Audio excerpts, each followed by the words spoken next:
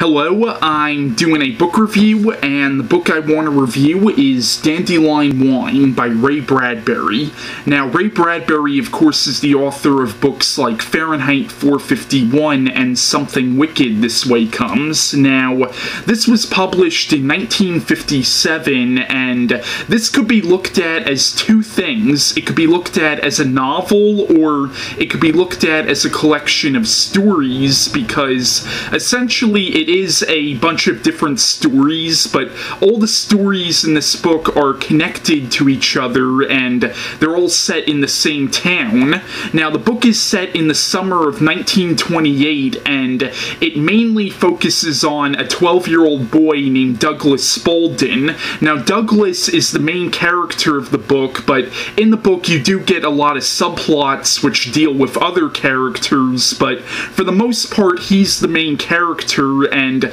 the book is mostly a coming-of-age story, and it's really about the character of Douglas Spaulding coming to terms with the fact that he is growing up, and he comes to terms with the fact that he is getting older, and, and in the book, like, he comes to terms with death, he comes to terms with the fact that people do come in and out of your lives sometimes, like, for example, in the book, his best friend ends up moving away, and basically he has to come to terms with the fact that sometimes people do come in and out of your lives. Also in the book, a family member of his dies, so he comes to terms with death in the book, and really it's a coming of age story about growing up, and it's also a book about nostalgia, because I believe Ray Bradbury based a lot of this book off himself. Like I said, the book also deals with a lot of subplots, like, you get, like, chapters in this book which actually do kind of work as standalone stories. Like, one of my, personal favorite stories in this book is, there's a part of this book where, a guy,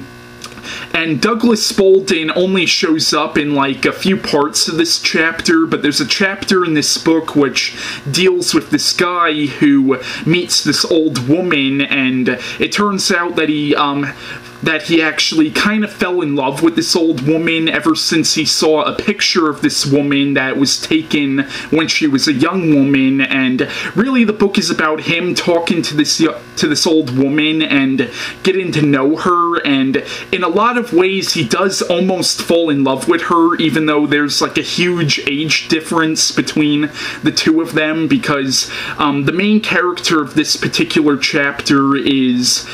really a young man, and this is like an old woman in her 90s, but it's a story I really enjoyed.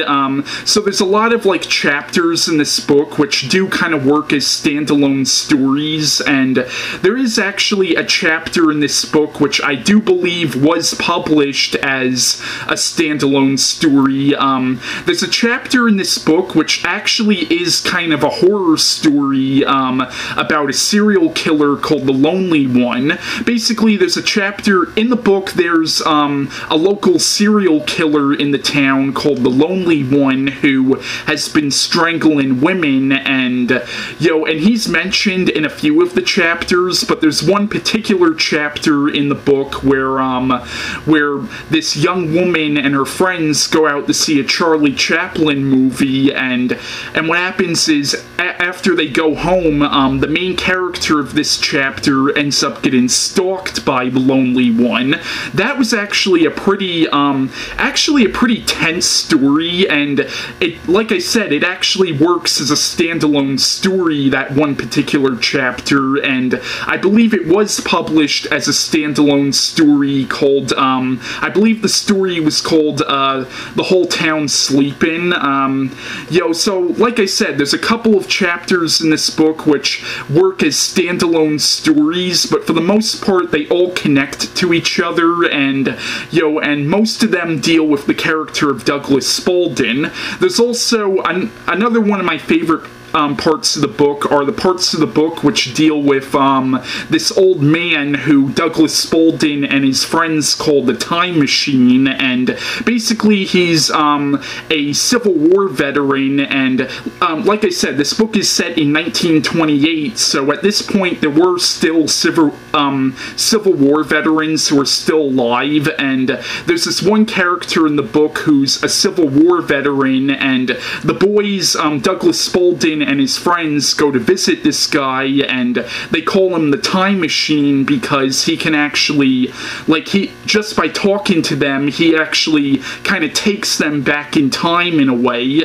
Not literally, but, you know, he takes them back in time just by words alone, and that's why they call him the Time Machine, and I really enjoyed those sections of the book which deal with that character. Now, for the most part, the book is set in reality, but there are some, like, supernatural elements in the book. Like, there's one chapter in the book about this woman who keeps having these accidents, and she blames them all on this old woman who she accuses of being a witch, and the chapter almost implies that maybe she is a witch, and she could be a witch or could just be in this woman's head. But yeah, Dandelion Wine is a really good book. I would highly recommend this, and I'm sure this review is not going to do this book a justice, and there's a lot more in this book that I still didn't touch on, but, you know, because I really don't want to give too much away, but it really is a good book. Like I said, it works as a novel, but it also works as a collection of stories, you know, and if you like collections of stories, you would definitely like it, but if you like coming-of-age stories, you would definitely like this as well. And I actually, one of my favorite books is a book called Boy's Life by Robert R. McCammon, and I wouldn't be surprised if I found out that Robert McCammon was inspired by this book in some way, because I did notice some similarities between this and Boy's Life by Robert McCammon. Of course, that was written years and years after this, so I wouldn't be surprised if I found out that that book was in some way inspired by this. But yeah, that's my review on Dandelion Wine by Ray Bradbury, and bye.